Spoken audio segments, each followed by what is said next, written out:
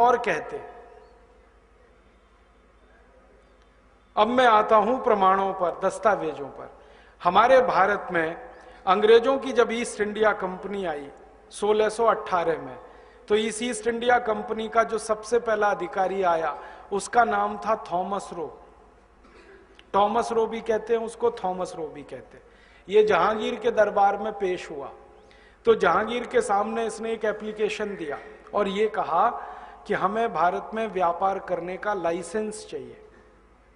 तो जहांगीर ने पूछा क्या व्यापार करोगे, तो वो चुप्पी मार गया। फिर पूछा उसको क्या व्यापार करोगे, तो उसने कहा खरीदने के लिए तो हमारे पास पैसे नहीं है और बेचने के लिए कुछ नहीं है। हाँ, यही उत्तर दिया था जहांगीर को। जहांगीर ने पूछा था तुम क्या बेचोगे यहां पर, व्यापार का मतलब तो कुछ बेचना और कुछ खरीदना। जहांगीर को मालूम नहीं था व्यापार का और भी कोई मतलब होता है। अंग्रेजों का एक शब्द है TRADE, ट्रेड। ट्रेड का एक मतलब है व्यापार, ट्रेड का दूसरा मतलब है लूट मार। जैसे एक शब्द के कई अर्थ होते हैं ना, हमारे हिंदी में एक शब्द है कनक। कनक का एक अर्थ है धतूरा, कनक का एक अर्थ है सोना, कनक का एक अर्थ है गेहूं। वैसे ही ट्रेड एक शब्द है अंग्रेजी का, इसका एक मतलब है व्यापार, खरीदना बेचना, और दूसरा मतलब है लूट मार, प्लंडरिंग। आप अंग्रेजी डिक्शनरी पढ़ो, 16वीं सेंचुरी की वेबस्टर डिक्शनरी मैंने ढूंढी तो उसमें ट्रेड के सामने लिखा है प्लंडरिंग, लूट मार। तो ये आया थॉमस रो, तो इसने जहांगीर को कहा कि हम ट्रेड करेंगे, ये नहीं कहा व्यापार करेंगे, ट्रेड करेंगे। जहांगीर को लगा कि कुछ बेचेगा कुछ खरीदेगा, हाँ, और अंग्रेजों का था हम तो लूट मार करेंगे, है ही नहीं हमारे पास कुछ बेचने को और खरीदने को पैसे नहीं।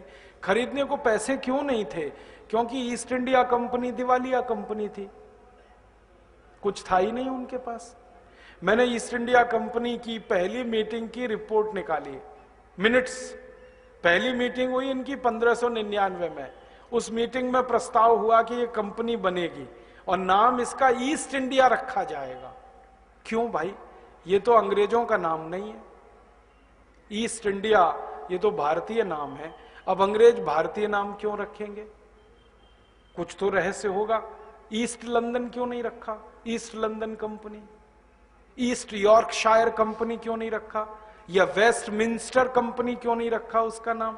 वेस्टमिंस्टर तो एक जगह है ना लंदन में बड़ी मशहूर, जहां से उनकी सारी राजनीति चलती है और सारी दुनिया को गुलाम बनाने की साजिशें वहां रची जाती हैं। तो वेस्टमिंस्टर कंपनी क्यों नहीं रखा उसका नाम, ईस्ट इंडिया क्यों। तो उसकी कहानी पता चली कि भारत का जो पूर्वी इलाका है माने बंगाल, इस बंगाल के इलाके से बहुत सारे पानी के जहाज जाते थे व्यापार करने भारत के, और वो जहाज लंदन के नजदीक से गुजरते थे, अफ्रीका जाते थे, लैटिन अमेरिका तक जाते थे भारत के व्यापारी।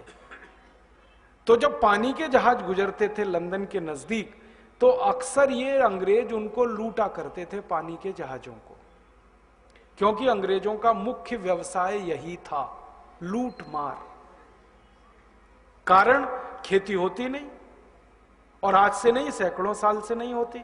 आपको सुनकर हैरानी होगी, अंग्रेजों के देश में खेत जोतने वाला पहला हल 1760 में बना, वो भी भारत के हल की नकल करके।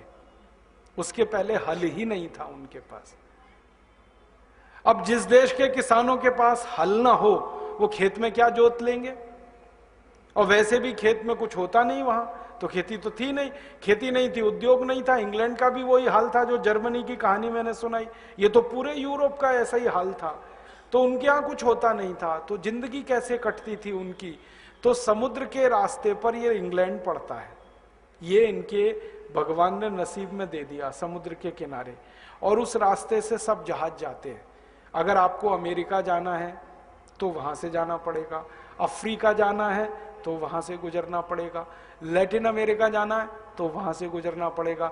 तो इंग्लैंड का लंदन एक ऐसी जगह पर है जहां से अक्सर पानी के जहाज गुजरते थे व्यापार करने वाले। और दुनिया में सबसे ज्यादा व्यापार करते थे दो देश, एक भारत और एक चीन। और इनके जहाज जाया करते थे अक्सर, तो उन जहाजों को ये अंग्रेज लूटते थे। तो भारत से जो जहाज कलकत्ता वाले इलाके के होते थे, ईस्ट इंडिया वाला,